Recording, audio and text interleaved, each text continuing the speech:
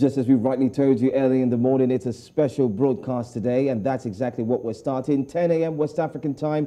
Welcome to the special broadcast where we are indeed looking at Sierra Leone independence at 61, no doubt. I am Joe Hanson, and I am not alone. We do have here with us today, this morning, the beautiful Blessings Mosugu. Good morning, Africa. My name is Blessings, or let me say a couche to my Sierra Leonean friends. It's a beautiful morning, and Sierra Leone is celebrating 61 years of independence. Wow, it's an amazing one. Me name na Blessings Mosugu. I mean, you know, Joe, it's actually interesting how Sierra Leone has a language that is quite particular or peculiar to, you know, Nigerians and Jamaicans as well. Because of the, you know, British colonization, they have a similarity. And then it's similar to Pidgin language as well. So it's easy for Nigerians to understand. So yeah, it's really amazing. Congratulations to Sierra Leone on 61 years of independence. That's right.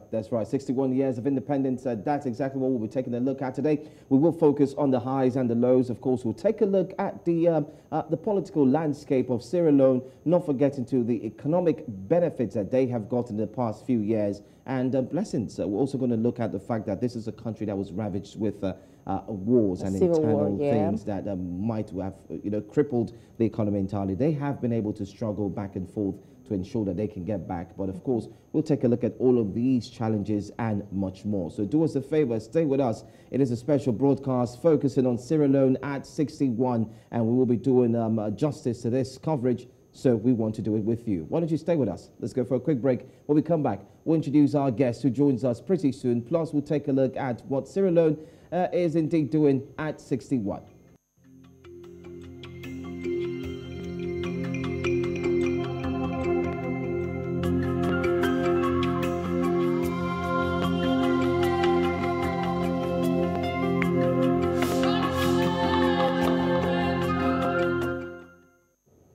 Now, after going through a civil war for 10 years, this is about 15 years later. We want to know how Sierra Leone is faring and, you know, how the economy has been able to bounce back, especially when it comes to politics. There's been a lot of tussle in the political sphere. And now we'll be joined by our first guest, Abdul Malik Bangura, who is a journalist and communications and public relations consultant in Freetown, Sierra Leone. Thank you so much, Malik, for joining us. Thank you. Thank you for having me. Good morning. Good morning. And happy 61 years Independence Day. Oh, we wish you the very same. All right, Abdul Malik, let's go straight to the politics. Now, we know that the country has suffered a lot of, you know, hindrances when it comes to the political aspect. And now this is over 15 years after the Civil War. There's still a lot of hindrances, if I must say. And now we know that the president, Julius Bio, is taking some initiatives to, you know, bring the country back to stabilization. Now, can you give us an insight as to what exactly these hindrances, the political aspects, are when it comes to the growth in general? Thank you so much once again.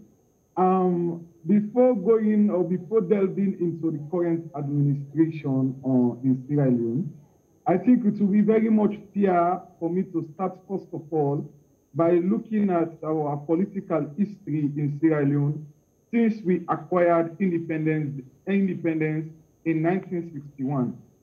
To start with, you just mentioned about elections and exchange of powers in Sierra Leone. Sierra Leone had an election in 1962, which was a year after our Independence Day. And it was the first country in sub-Saharan Africa where an opposition won against a sitting party, which was way back in 1967, which means that our independence founders, the people who fought for the independence in Sierra Leone, lost to an opposition party in 1967, which was merely 6 years after our independence. I'm looking at our political dynamics in Sierra Leone. Since 1961 to 1991, which was a 4-decade period, between those four-decade period, we had 4 political systems, 4 different political dynamics. Like for instance, in 1961, we had our independence. In 1971, we had a Republican state because after 1961, we did not have a president. The head of state was a prime minister who himself was answerable to the Queen in England. It was not until 1971 when we became a republic state that we then have now a ceremonial president. In 1981, we became a one-party country by instituting a 1981 one-party constitution. And in 1991, we became a democratic state by getting the 1991 constitution, which up till now we are using as a country. So looking at the transition between 1961 to 1991, we find out that we have seen the good, the bad, the ugly. But notwithstanding, however, Sierra Leone has been a very resilient country, and our people are very resilient when it comes to ensuring that we have peace with regards to transition of power. Of course, you mentioned just now that we have a very funny politics in which there, for instance, the Northwest is seen as a stronghold of the main opposition currently, and the Southeast is seen as the stronghold of the ruling party. This has been how it has been all this while. Since 1961, the founders of our independence are mostly Southeasterners. But in 1967, the Northwesterners won. So they ruled till 1991, when we had a military coup, and then again, the current party was then voted again in 1996, which they ruled until 2007, and then the opposition came again, won between 2007 to 2018. So current president has been working, but of course, we still have issues of tribal politics in Sierra Leone, because that's how it has always been. It's sad to say, but however, that's the reality, that we had two major tribes following the two major political parties in the country, and they have absolute loyalty when it comes to delivering the political goals within those lines. That was why, for instance, the previous government, majority of their ministers, they are not Westerners. The current government, majority of their ministers are Southeasterners. But I think that was one of the recommendations made by the Truth and Reconciliation Commission, which was established in year 2000, following the war in Sierra Leone. Between 1967 to 1991, power was centered only in the Northwest. They recommended that one of the causes for the civil war in Sierra Leone was that power was concentrated in one region of the country for a considerable, lengthy period of time. Okay. In the sense, Abdul Malik, I do appreciate how you are indeed breaking this down for us, of course, giving us a history going from back to when power started, how power has been able to shift from one form or the other. But you know what? Let's take a look at this package from News Central's report desk. And when we come back, we will delve deeper into that situation that has led to what we have today in the political sphere of Sierra Leone. We'll be right back. Stay with us. Officially known as the Republic of Sierra Leone, informally Saleone, Sierra Leone is a country on the southwest coast of West Africa. It is bordered by Liberia to the southeast, and Guinea surrounds the northern part of the nation. Sierra Leone has a tropical climate and a diverse environment ranging from savanna to rainforest, and a population of 7,092,113 as of the 2015 census. The capital and largest city is Freetown. Sierra Leone is a constitutional republic with a unicameral parliament, with a directly elected president serving a 5-year term with a maximum of 2 terms. The country's current president is Julius Maada Bio. Sierra Leone gained independence from the United Kingdom on 27 April 1961 and became a Commonwealth realm on the same day. The country's name changed to the Dominion of Sierra Leone. Sir Milton Margai became Sierra Leone's first Prime Minister. The country had its first general elections as an independent nation on 27 May 1961. Margai's Sierra Leone People's Party (SLPP) won a popularity of parliamentary seats and he was re-elected Prime Minister. A new constitution was adopted in 1971, paving the way for Sierra Leone to become a republic. And Siaka Stevens, leader of the All People's Congress (APC), became the first executive president of the Republic of Sierra Leone. Stevens held on to this position for 14 years until 1985 under a one-party system of government facilitated by the controversial 1978 Constitution. However, Stevens' hand-picked successor, Joseph Seydou Momo, promised to return the country back to a multi-party system. A new constitution was adopted in 1991 that provided the means for a multi-party democracy. A brutal civil war broke out the same year, which went on for 11 years with devastating effects on the nation. A year after the war broke out in 1992, President Momo was ousted in a coup led by Sierra Leone Army Captain Valentine Strasser. Strasser was later ousted by his army colleague and second-in-command, Julius Maada Bio, for failing to commit to a quick transfer to civil rule. Bio will then return the country back to the Democratic Republic in 1996 through a general election. Ahmad Tejan Kaba won the 1996 presidential election and became the first multi-party democratically elected president of Sierra Leone. Since then, there has been a smooth succession to the presidency, all via elections. A brief coup in 1997, led by Sierra Leone's Army Major Johnny Paul Koroma, ousted Kaba, who went into exile in Guinea. He was reinstated after 9 months through a military intervention by the ECOMOG.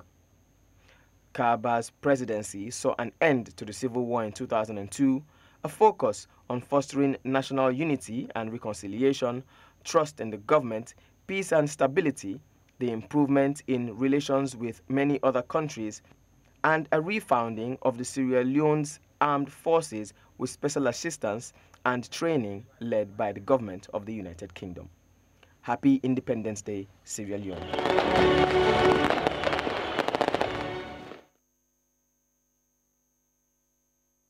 A package that we have for you. There you have it. That's the package that we have for you there concerning Sierra Leone at 61. And our guest still is Abdul Malik Bangura. He is currently in Freetown, Sierra Leone. Talking to us, he's a journalist, communications specialist, of course, and public relations consultant. Right before we went for that package, he was breaking down the political history of Sierra Leone, looking back and forth. Well, thank you so much for staying with us still, Abdul. Let's now go back to you and look at the political landscape properly. At 61, what would Sierra Leoneans say concerning the political drive of the country now that you are getting older in terms of age after the independence? Well, at 61, in my honest opinion, I believe the only thing Sierra Leone can boast of is having a society that is very peaceful. When you look at security-wise, we are a very peaceful country. We are a religious tolerant country.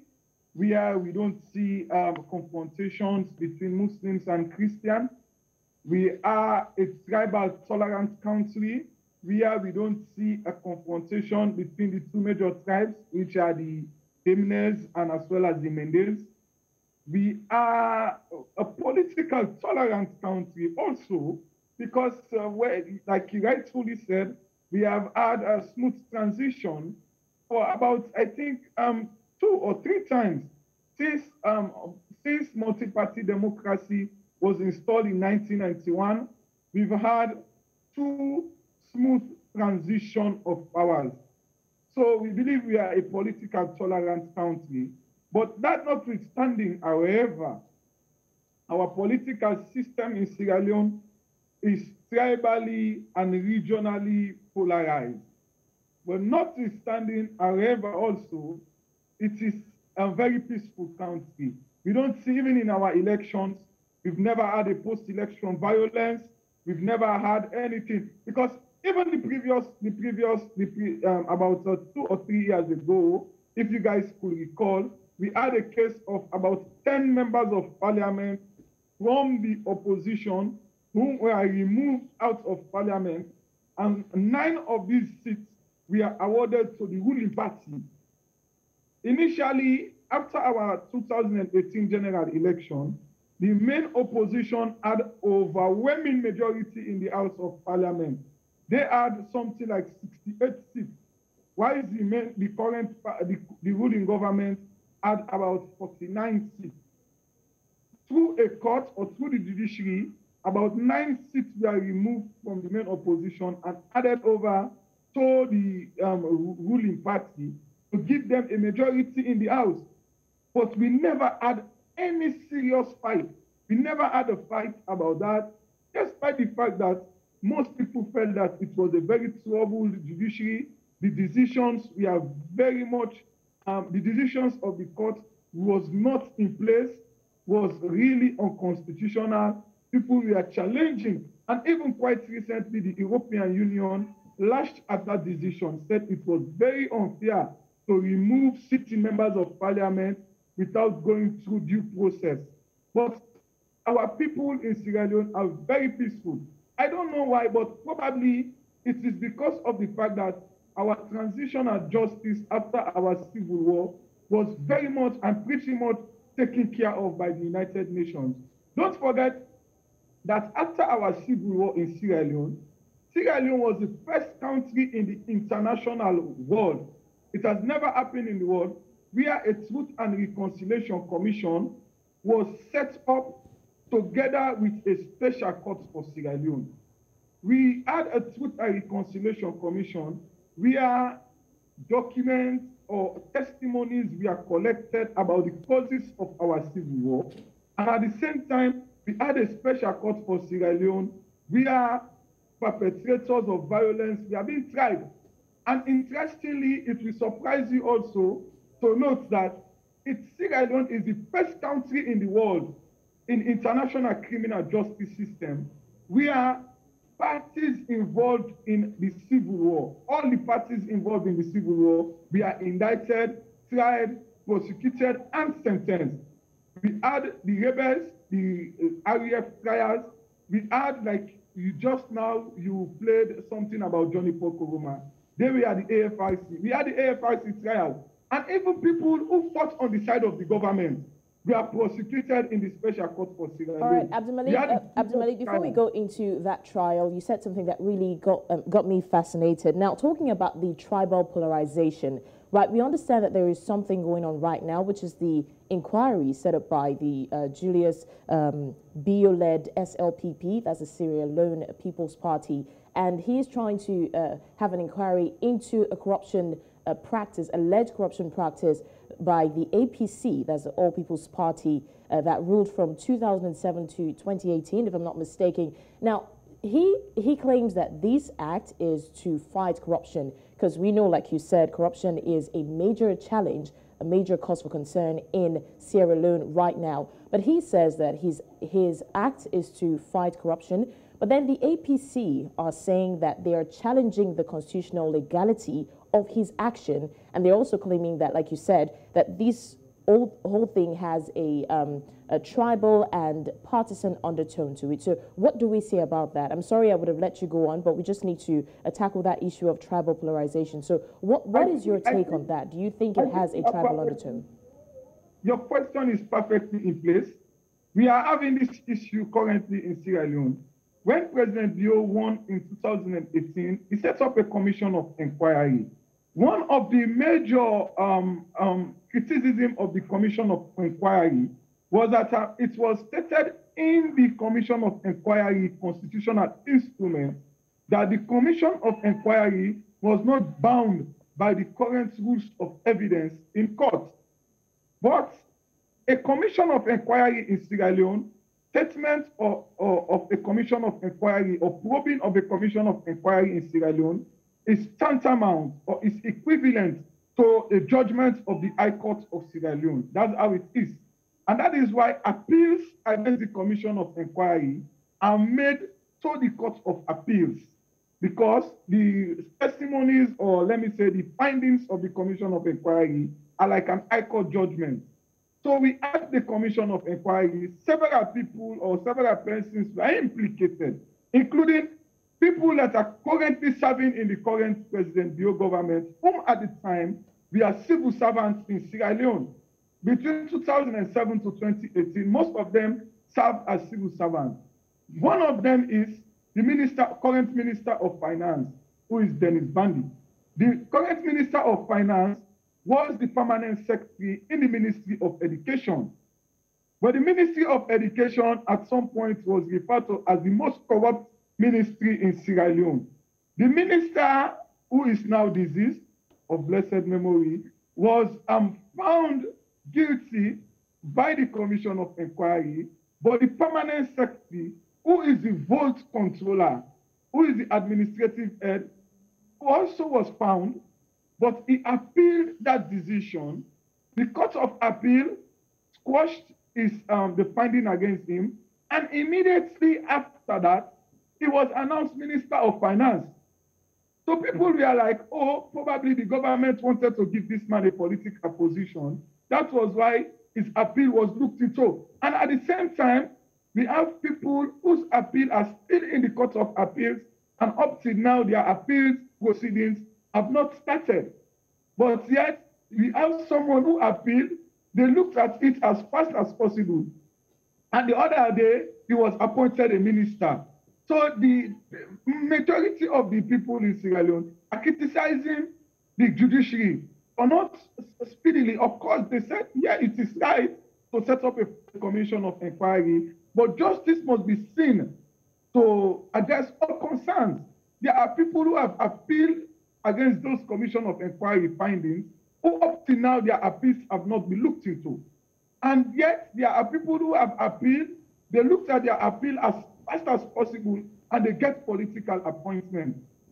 So a lot of people are still, a lot of cases are still in the Court of Appeals, and they have not been addressed, but yet also a lot have been looked into, and some of them have been given projects. So they are of the opinion that the president or the government is, let me say, giving priority to people of a certain political class, or is giving priority to certain people of a certain political or region.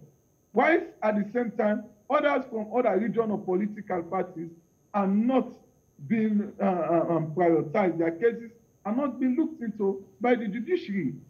So that's the case now. Okay. Okay. Well, right before Blessings goes on, let me ask about youth involvement in politics, because it seems like the political hencho, or which is made up of the APP, which is the All People's APC, I beg your pardon, All People's Congress, and the Sierra Leone political party, seems to have grabbed hold of all the political seats. What are the youths doing? And besides, what is the room made for the youths, if at all there is any? That's to say, first of all, in our constitution in Sierra Leone, for you to qualify to contest for the presidency, you must be 40 years and above. And I think it is not a youthful age. 40 years and above. Yes, where does the not too young to lead there come in? Abdul, permit me to come in here. I mean, I'm sorry for giggling to that statement. I'm so sorry, but Abdul, 40 years and above, is it that Sierra Leone constitutes or calls youths to be 40 years? Is that the age? And is there anything being done to review this law, if I may put it that way? We now have a constitutional review process. They made a white paper on the constitutional review process. They submitted it to the president, but the president said that because of the fact that it looked at several issues in our constitution, that could not come into effect until after our 2023 elections. Because if the president now push for the white paper of the commission of, or let me say the white paper on the constitutional review, to be enforced, it will be seen as if he's using it for political advantages. So at the moment, we are going to go with the 1991 Constitution as it is until 2023 election. That's a constitutional permit me to interrupt in you. our Constitution, for you to contest for the position of president, you must be 40 years and above. Okay, were there any criteria or instances that formed this constitution? Was there what exactly were the basis for this constitution? Like I said, our current constitution was, let me say, endorsed in 1991. We are still using a 1991 constitution. I know for you guys in Nigeria, you are using a 1999 constitution. We have countries in West Africa that are using 2014, 2016. So we've never had a major constitutional review. And the age limit for the position of president is an entrenched clause in our constitution, which cannot be amended by an act of parliament. That can only be revoked, or let me say amended, through a referendum. We've never had a popular referendum since 1991 to look at the 1991 constitution. That's the problem we have now. So in our constitution, it is very clear. I think it is in section 40 of the constitution that for you to contest for the position of a president, you must be 40 years and above. But for you to contest for the position of a member of parliament, you should be, I think, 21 years and above for you to contest for an MP. So you can be an MP, but you are not qualified to be a president in Sierra Leone. Wow. I mean, it's quite sad that, you know, the option of youth even leading the country is not there yet until the constitution is reviewed. But then, Abdul Malik, let's talk about the corruption issue in Sierra Leone, because it's one of the biggest issues that Sierra Leone faces right now. Now, looking at all the actions taken by the Julius-led administration, that's the SLP, would we say that his actions are far-reaching and, you know, over-exaggerated, or do we say that it's quite appropriate, seeing how much corruption has dealt with Sierra Leone in every aspect, talking about economics, talking about the politics? Do we say that his actions are quite appropriate, or, you know, a little too much? Well, I think fighting corruption in a multi-ethnic society like ours, where we have had a civil war that was fought on ethno-regional and ethno-political grounds, and a political system that is based on ethno-regional and ethno-political grounds. Fighting corruption is always a relative term.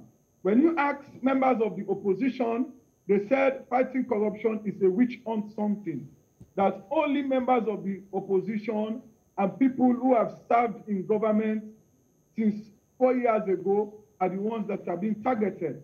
When you ask members of the current government, they say that, oh, the previous government, we are corrupt, so they are the ones that we are whatsoever targeting. But when you look at the vibrancy of fighting corruption, you feel that Sierra Leone has climbed significantly in the Transparency International Index. So you find out that fighting corruption over the past 4 years, under the leadership of Francis Ben Kaifala, we've seen that corruption as the fight against corruption has revamped significantly, and you find out that a lot of recoveries of funds, state funds, have been made to the tune of over $30 million have been reclaimed by the anti-corruption. A lot of money, a lot of stolen wealth by whosoever have been recovered by the ACC. It is nice for us to have a vibrant anti-corruption at this moment in time, because even like I said, our Truth and Reconciliation Commission made it clear that corruption was what led to our civil war in Sierra Leone. So for us to be able to address our civil war in Sierra Leone, then it means we need to have a vibrant anti-corruption commission that looks at corruption, fights corruption, not only fighting corruption, but looking at restrictive actions. Like, let me say, restricting people from perpetrating or embarking on corrupt practices. because also recovering goes with money and time and all. So we need to now, we are now pushing out towards preventing corrupt practices, not only with regards to stealing or economic issues, but also administrative issues. We have issues like abuse of office, abuse of position. They may necessarily not be something like stealing money or all, but they are administrative issues, which I believe the Anti-Corruption Commission is working towards. They had a conviction on that. So I believe on the fight against corruption, they are doing pretty well. But when it comes to Sierra Leone, that's why I said, in a multi-ethnic society like ours, it is always a relative term. All right, Abdul Malik, okay. All right, so before we put the issue of politics and governance to rest, I really would like to ask you this question, right? We know we cannot mention the history of Sierra Leone without talking about that civil war. Now, linking the civil war to today's politics, could you give us a ballpark estimate of how much that civil war has affected politics and governance in the country as of now? Of course, of course.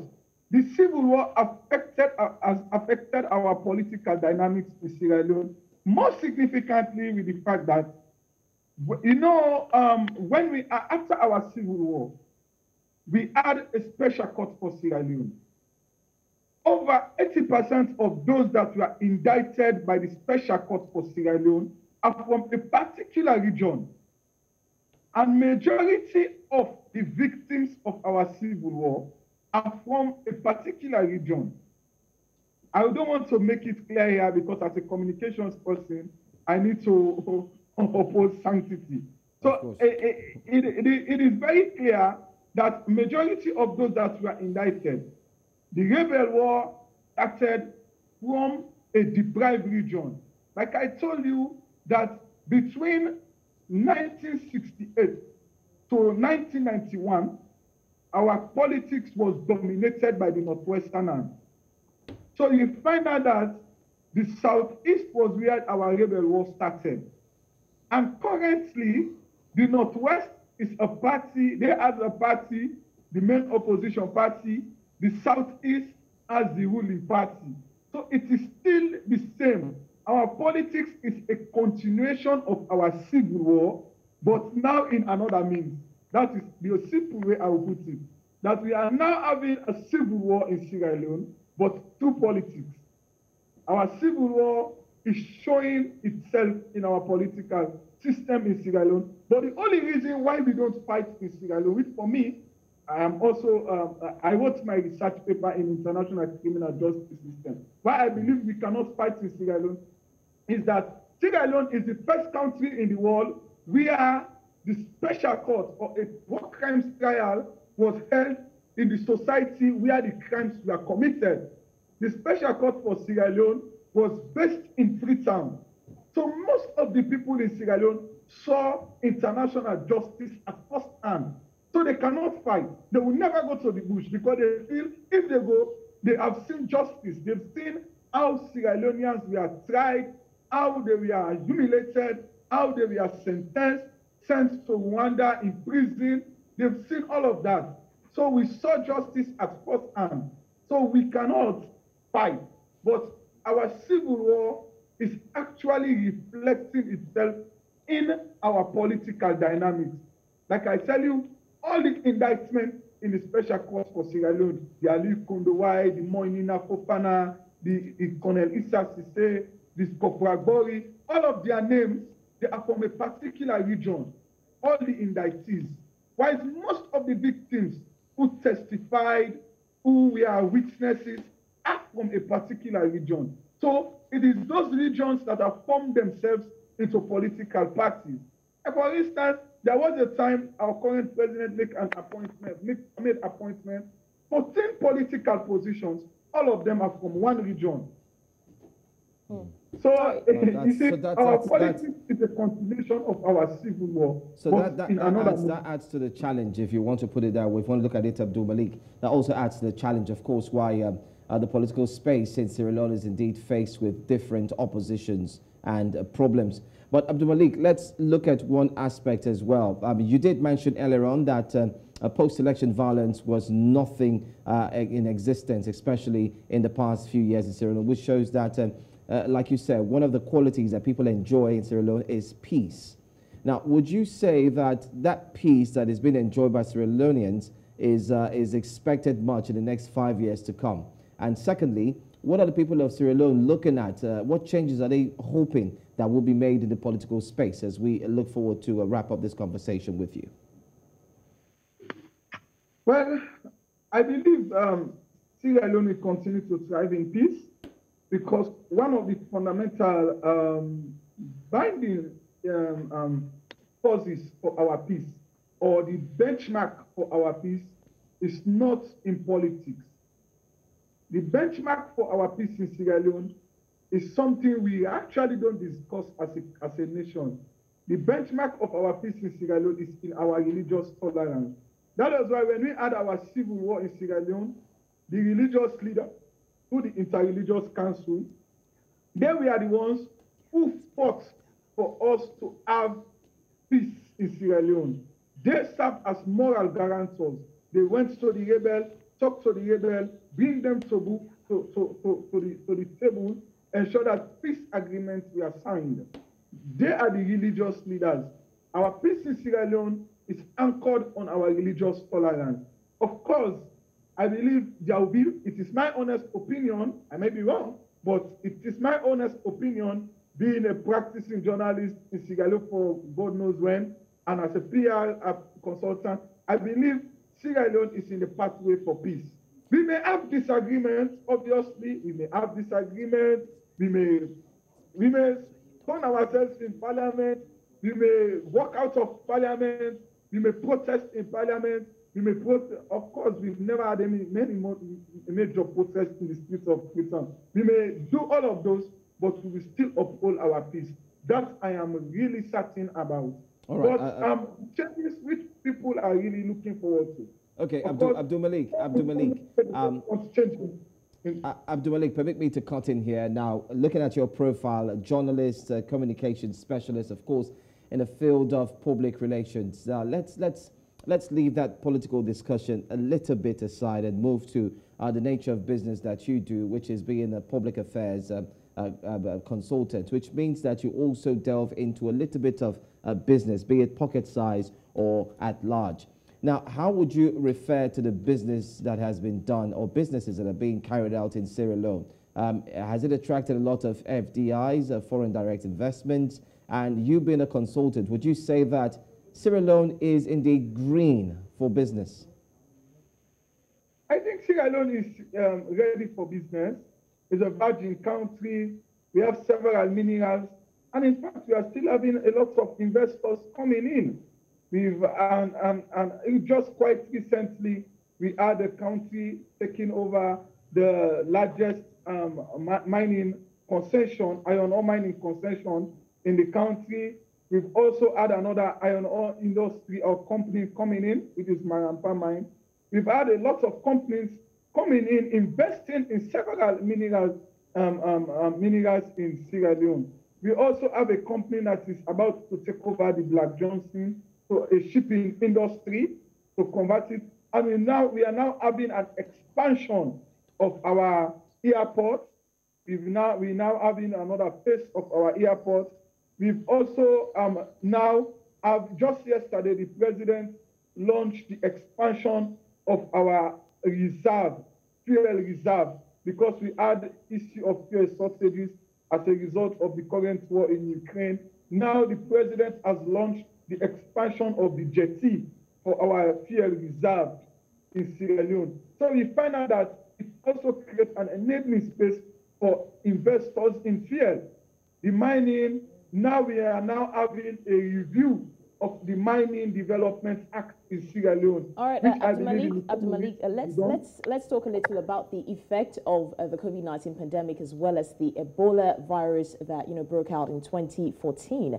Now we know that Sierra Leone has suffered a lot economically. Let's talk about the bilateral relationships. I mean, international intervention, because at some point we understand that Sierra Leone had to partner with some countries like China especially, and some other countries. Would we say that there is a progressive movement when it comes to bilateral interventions and helping the economy bounce back to normal? Yeah, well, in the area of COVID-19, we all know that COVID-19 affected all the countries in the world. It is majority now, most of the investment is like you have been stronger ties with countries. Of course, we are partnering with a lot of countries like China. Most of the investments in Sierra Leone now are being done by China. I think day before yesterday, they launched an officer mess for a quarter for majority of the military people in a particular part of Sierra Leone, which itself was funded by China. We also have the airport extension, the rehabilitation of our national stadium. All of them are coming in after the COVID-19. So those are investments that are being done by China. So you find out that most of the investments in Sierra Leone are being done by China. So I believe the multilateral or the bilateral ties between Sierra Leone and other countries is actually paying off. And I believe the country is actually achieving in some of those relationships. All right.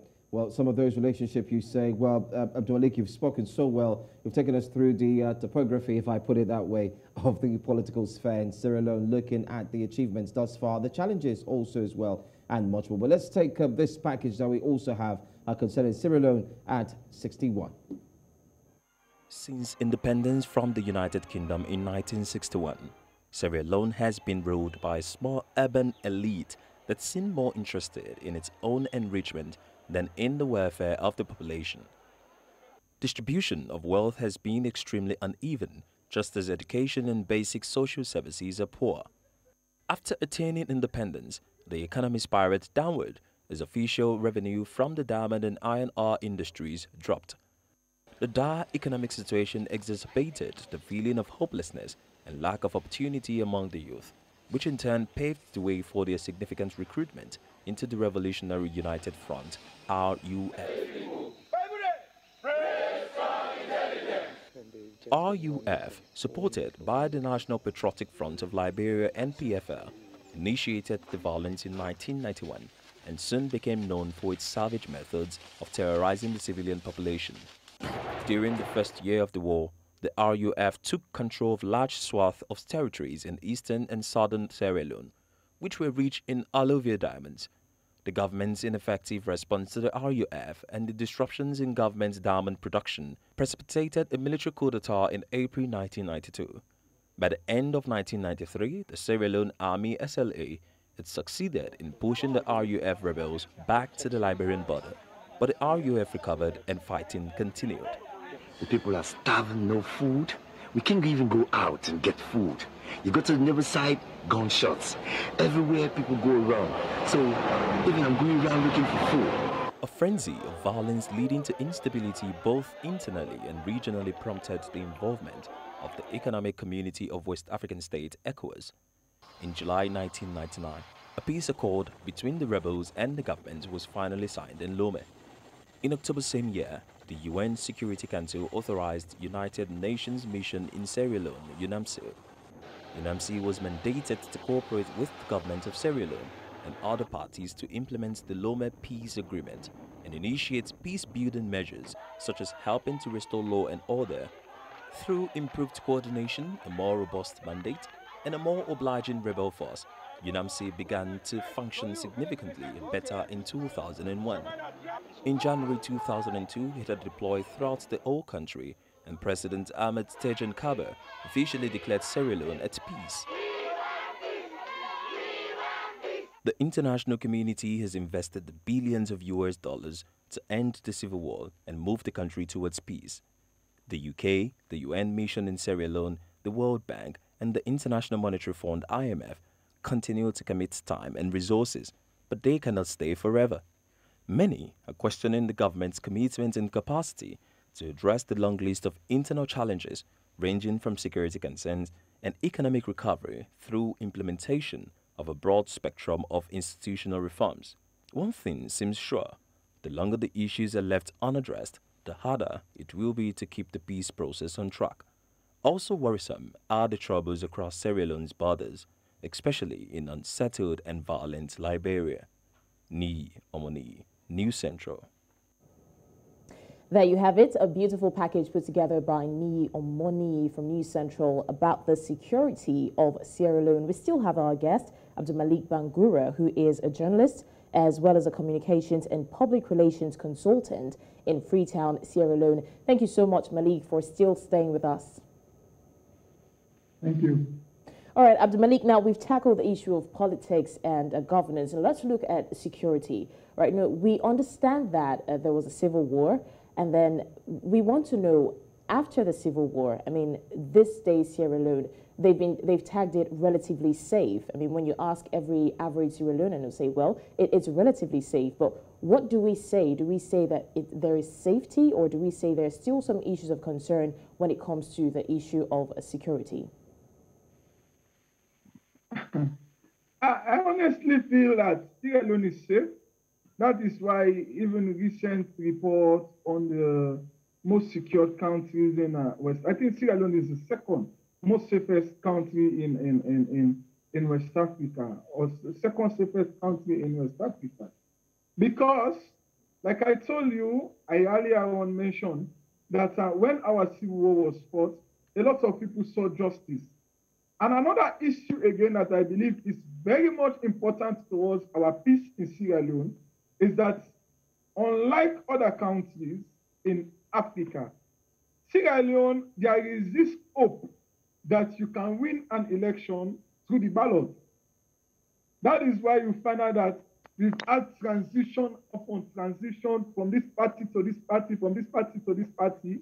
The issue of that has created, let me say, peace in the mind of our people. That, okay, if I contest a general election, I can win. President Bilo contested in 2012, lose, contested again in 2018 and won. Former President Ernest Bai Koroma contested in 2002, lost, contested in 2017 and won. So why do you really think you are going to fight? Of course, there's no reason, because you believe if you contest in Sierra Leone, you can win. Because one of the reasons that is always causing conflict in Africa is when the people lost total trust that they will never win an election through the ballot box. When you have that feeling that you cannot win in an election through the ballot box, then it will be the time that people will start, there will be insurrections, there will be protests, there will be fights, there will be, let me say, assassinations, there will be issues like mayhem, there will be those governments changing and protests, there will be uprising. But there is no need for you to go to the street to cause mayhem, because you believe if you contest, you're going to win. Even the members of parliament. Of course, I will not say our electoral system in Sierra Leone is 100% correct, but if you contest in Sierra Leone, you can win. I will wake up today, contest, and I can win. So the moment I have that feeling, unlike other countries, I'm safe to say, like today, Sierra Leone is not the only country in West Africa that is celebrating independence. Even Togo is celebrating Independence Day today. But since independence in Togo, only two presidents they've had, the father and the son. Unlike in Sierra Leone, we've had a lot of transition from party to party, region to region. You find out that the power has circulated. Even the smallest region in Sierra Leone can boast of having someone who had represented at some quarters in certain political positions. The president, our current president, is from the smallest district in the country, in Bond. He's from the smallest district in the country. But he came, contested, and won. So it could happen. I believe that's one of the reasons why we still have peace in Sierra Leone. Because our people have trust in our institutions. They know if they contest a general election, they will win. And then why do you really need to go and fight? if you contest, you will win. So that is why some of us are advocating for us to maintain that standard. We don't need a system where elections are going to be rigged. We don't need a system. Like for instance, the current president won by like less than 100,000 votes against an incumbent party. Current President Bio won by less than 100,000 votes against an incumbent party. In 2007, the opposition won when the National Electoral Commission cancelled over 400 polling stations against a sitting party. It happened in Sierra Leone. So people saw trust in the electoral system. They know if a party rigged, irrespective of status, whether you are a ruling party or an opposition party, they are going to cancel your vote. And when they cancel your vote, you are going to lose. Thank you. So we have an issue in Sierra Leone. I believe that's one of the reasons why we have peace. And I believe also, Abdul Malik, you have spoken tremendously well. And some of the points you've made, indeed, we would say are very, very quite insightful, by the way, especially looking at the points that you've just raised. But you know what? We're just going to say we have to close this conversation at this juncture. I want to say thank you so much for being so peculiar and so direct with your answers, helping us to see why the celebration must indeed go on. Thank you so much, Abdul Malik. Really an extensive insight. No doubt. Thank you. All right. So from us here at News Central, we're saying thank you so much. That was Abdul Malik Bangura, journalist, communications and public relations consultant, who joined us for the 1 hour. Well, it's been a fantastic one. Well, I want to say thank you so much for staying with us. I'm Joe Hanson. I'm Blessings Mosugu. It's been fun. That's right. It's been fun looking and at happy independence again to Sierra Leone. All right. As we wrap up this special broadcast, don't forget, Sierra Leone is not the only one celebrating its independence today. Togo is also celebrating her independence today, and so it's a double. Well, from us here, the broadcast, a special one here from News Central Studios, we're saying thank you for staying with us. And it's independence for both countries, Sierra Leone and Togo. Until we come your way again, stay tuned. We have more coming your way.